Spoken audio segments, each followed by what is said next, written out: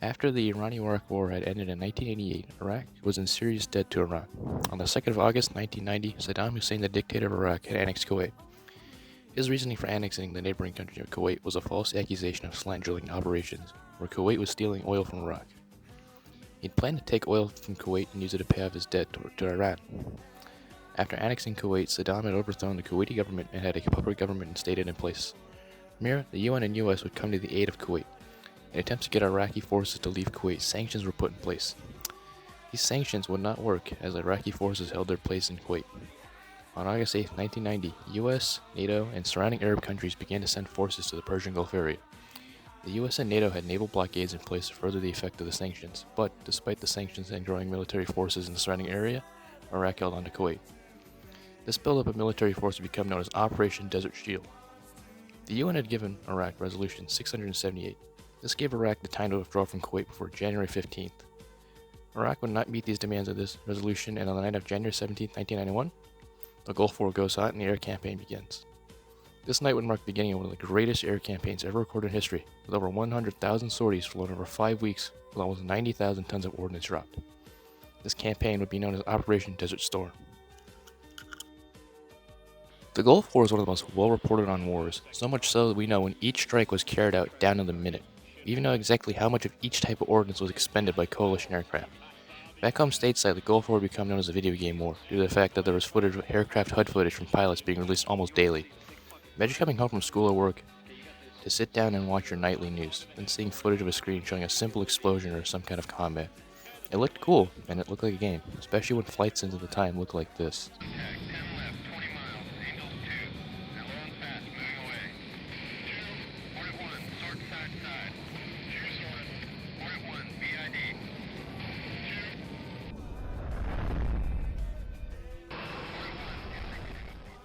But aside from being flashy and sight-worthy, the war was a meticulous plan developed over months designed to cripple and destroy the Iraqi military. As this air war began at 2:30 a.m., a flight of 4 MH-58 payloads led a flight of 8 AH-64 Apache attack helicopters into Iraq. This flight would be known as Task Force Normandy. Their objective was to attack radar sites near the border to delay Iraqi response time and create a gap in their air defense system to allow additional flights of strike aircraft into Iraq. This gap was created and it allowed a strike package of F-15 Eagles supported by 2 EF-11 Ravens to slip through Iraq's borders and attack Iraqi Scud sites. Another 18 F-15Es would follow with the same goal of attacking Scud launchers. Before all this though, 10 F-117 Nighthawk stealth bombers were already deep inside Iraq and ready to attack. They'd pass their Iraqi air defenses thanks to their stealth properties, keeping them safe from over 3,000 anti-aircraft guns and SAMs. At 2:51 a.m., the first F-117 would strike an Iraqi intercept operations center to reduce the likelihood of non-stealth aircraft being detected as they entered Iraqi airspace.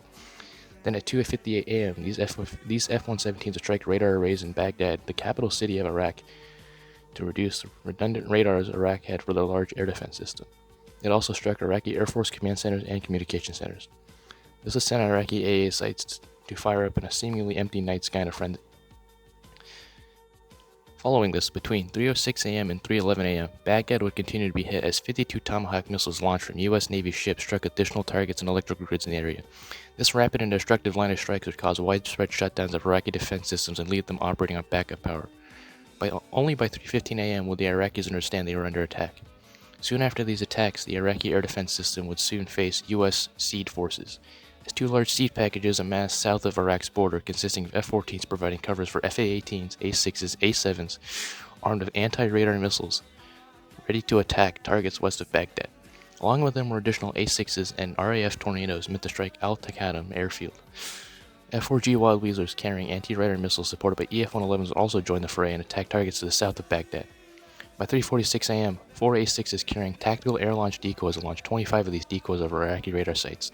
These decoys had drawn the attention of radars and allowed for the radars to be jammed and forced the Iraqis to increase their radar power, making them easy targets for seed aircraft. Within the hour, Iraq's air defense and communication system would all be heavily degraded, and anti-air activity would be down by 90% just 2 days into the war, all caused by a meticulously planned operation. But how did we get here?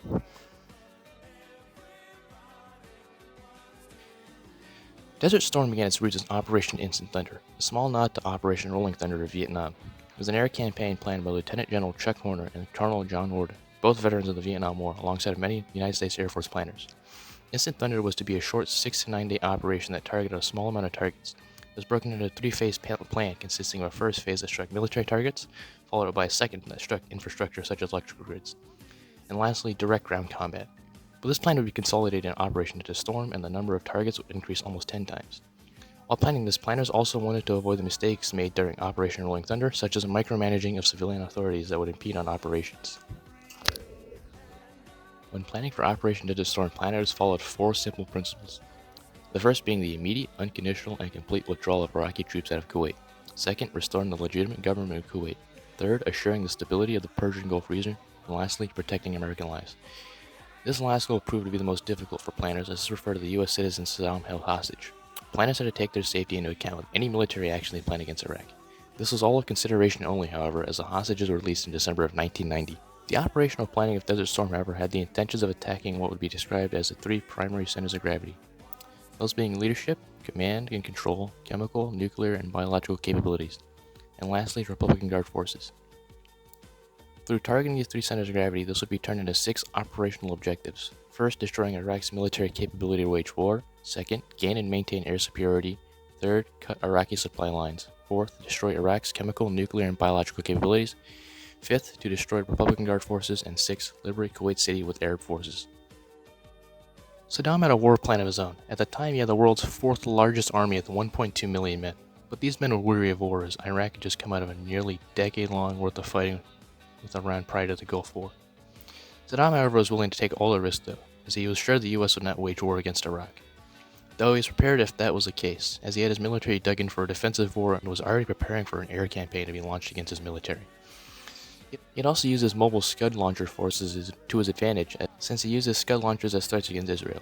As if he were to use Scuds against Israel, his plan was to get Israel to join the coalition, and that would cause a rift in the relations between Arab countries already in the coalition.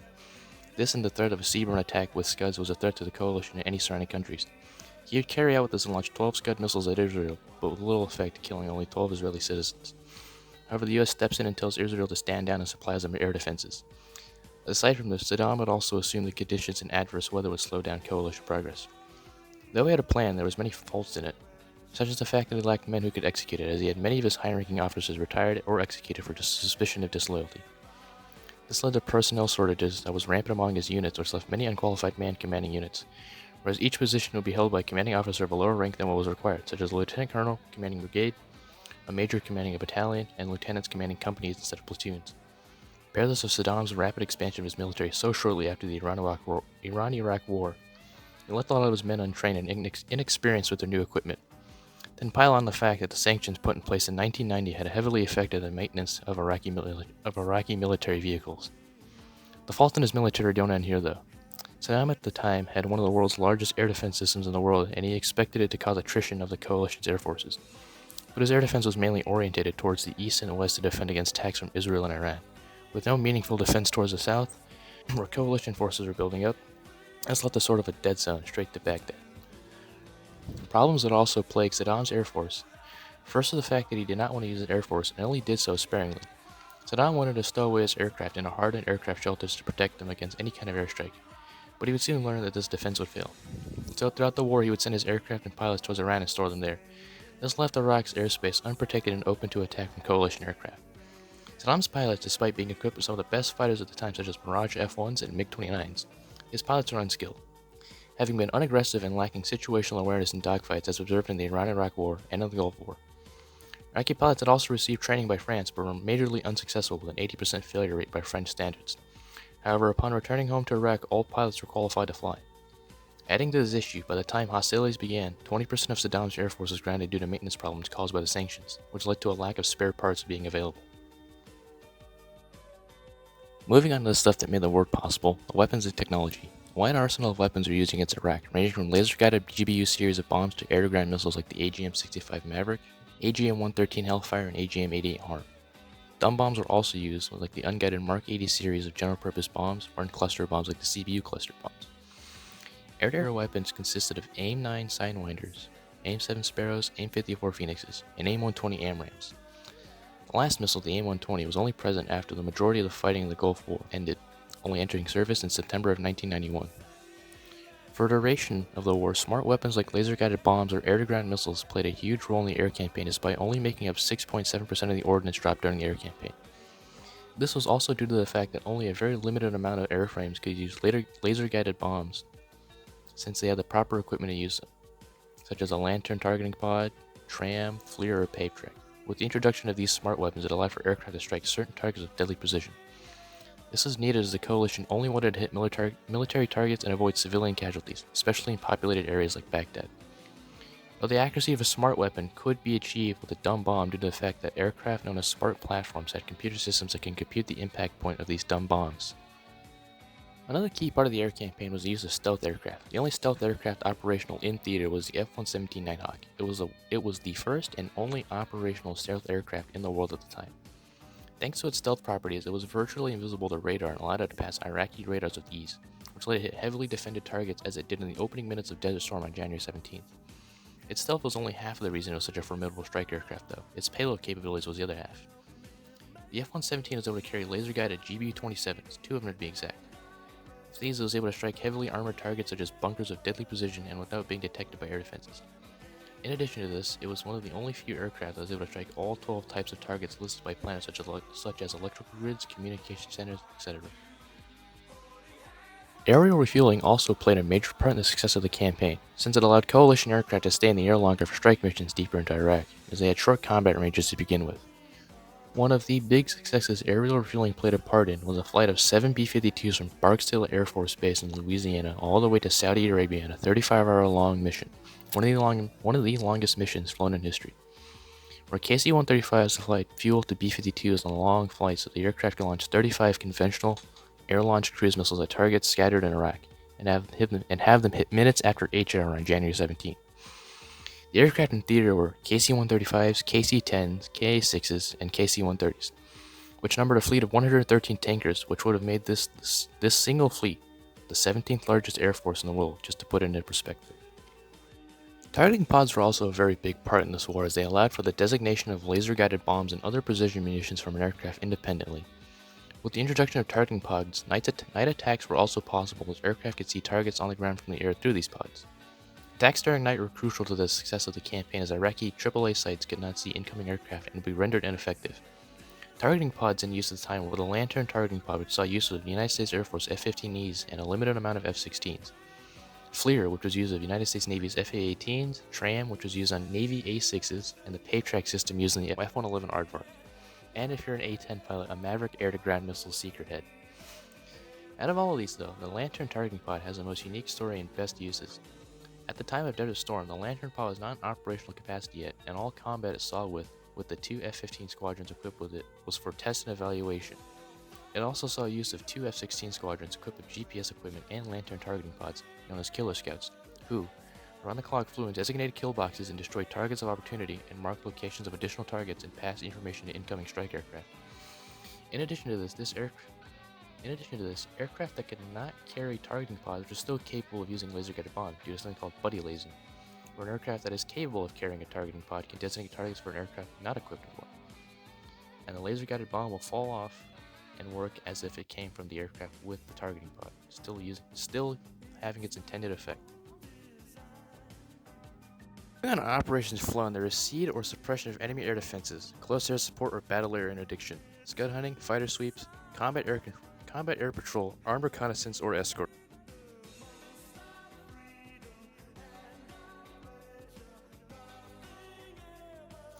Starting with the suppression of enemy air defenses or SEAD, it is a type of mission flown to increase the effectiveness and survivability of friendly air units and operations through the destruction of enemy radars or anti-air weapons. In a SEAD mission, there are dedicated aircraft that attempt to seek and destroy or disrupt enemy air defenses. The main ordnance used in these missions were the AGM-88 high-speed anti-radiation missile, or HARM for short. The aircraft that are mainly flying these missions were the FA-18, A-6, and F-4G, and a very limited amount of F-16s were also equipped to fire HARMs.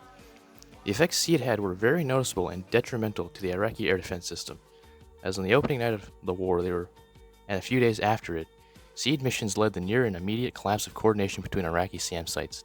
This neutralized the threat of SAMs and allowed strike aircraft to operate at medium and high altitude safely away from AAA fire and IR missiles fired from man-portable air defenses like the SA-18.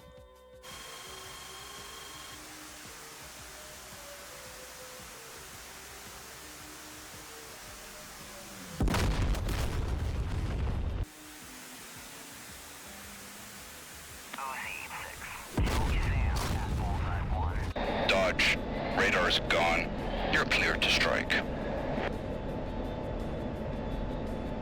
Roger, inbound.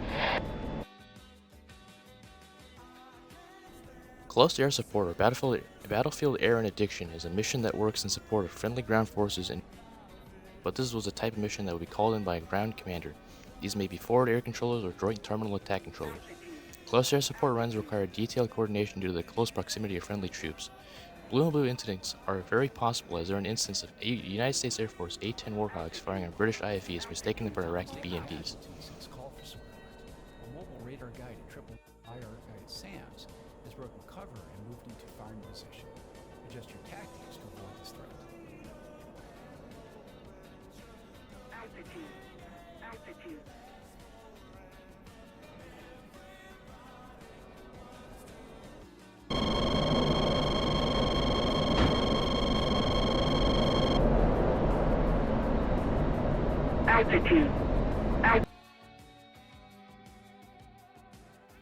Scud hunting was a focused task of hunting Iraq's mobile Scud launchers and was a main operational objective planners wanted the air campaign to achieve.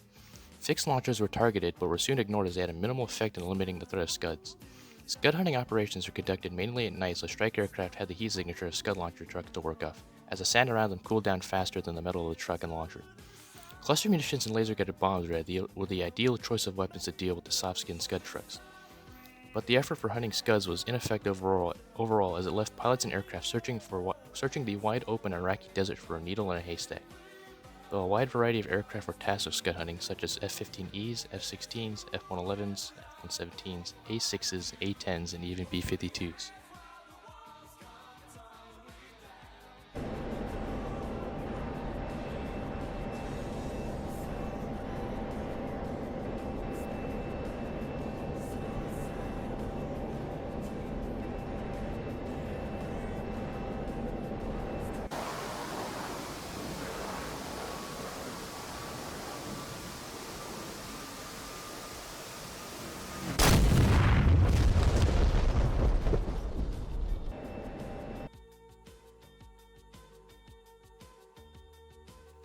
Strike packages were large-scale missions that consisted of multiple flights of aircraft to strike single targets. Packages commonly reached squadron-sized numbers but started out as smaller flights of 4 before growing up into a larger strike force. Though some reached larger numbers, upwards of 50 to 60, as in the case of Package Q strike, where 52 F-16s were sent out to target targets in Baghdad. This strike was a failure though, and would teach United States Air Force commanders that F-117s were still the best option to send in for strikes in Baghdad. Strike packages weren't just a giant mess of aircraft designated to attack an aircraft threat, as each package consisted of escort fighters that performed combat air patrols, aircraft that carried high anti-speed radiation missiles and provided cover for all fighters against anti-air defenses, and then the strike aircraft carrying the air-to-ground munitions for the intended target to be hit with. Understand your hit. Fighter sweeps were missions conducted to obtain air superiority over an area for a certain amount of time. This may have been to clear an area of any enemy fighters, or in the case of the opening days of Desert Storm, to deter Iraqi aircraft from even coming into an area where US fighters were present. While flying a fighter sweep, aircraft participating in the mission would be actively looking for enemy aircraft in the area to destroy. The type of aircraft that participated in fighter sweep were F-15Cs and F-14s. F-15Cs, not to be confused with the F-15E, was a dedicated air superiority fighter that the F-15E was developed from. The F-15E still had the capability to act as an air superiority fighter, though, even with bombs, as its only air-to-air kill on record is with a laser-guided bomb.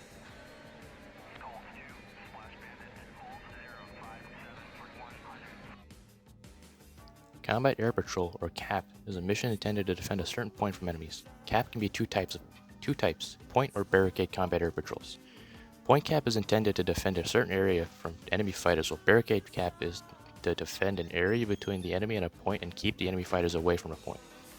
Cap was flown by F-15Cs and F-14s all throughout Desert Storm.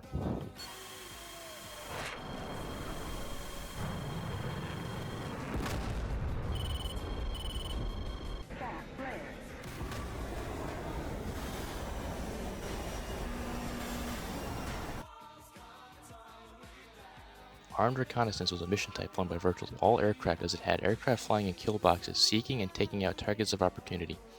Armed Reconnaissance is much like what the Killer Scout F-16s had done, so Armed Reconnaissance missions could fall under any of the previously mentioned missions, like close air support, suppression of enemy air defenses, combat air patrol, etc.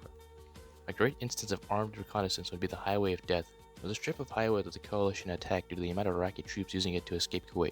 The Highway of Death was specifically targeted to cut off the retreat of Iraqi troops and prevent them from fleeing into neighboring countries like Iran. Though this would be a morally debatable action after the war due to the psychological effects on coalition pilots and Iraqi soldiers.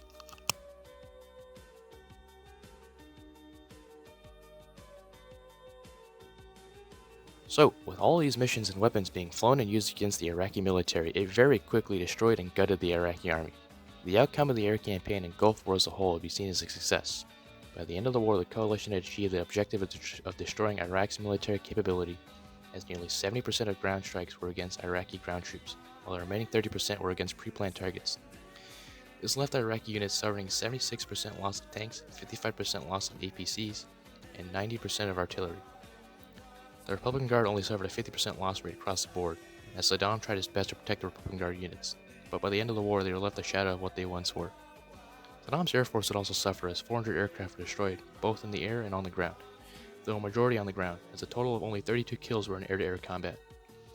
The objective to secure air superiority was also achieved on January 27th, as stated by General Norman Schwarzkopf. However, the objective to eliminate Iraqi NBC capabilities was little successful, as only 15% of strikes actually achieved anything in destroying mobile Scud launchers.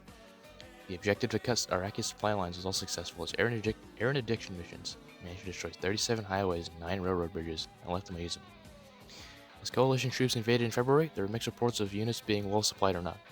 But for the most part, many conscripted Iraqi units were left unsupplied and malnourished, aside from Republican Guard forces who had the opposite treatment, and were allowed rations like sardines and crackers. The objective to liberate Kuwait City would also be achieved, as Kuwait was liberated by the United States Marines and Air Forces on February 28, 1991.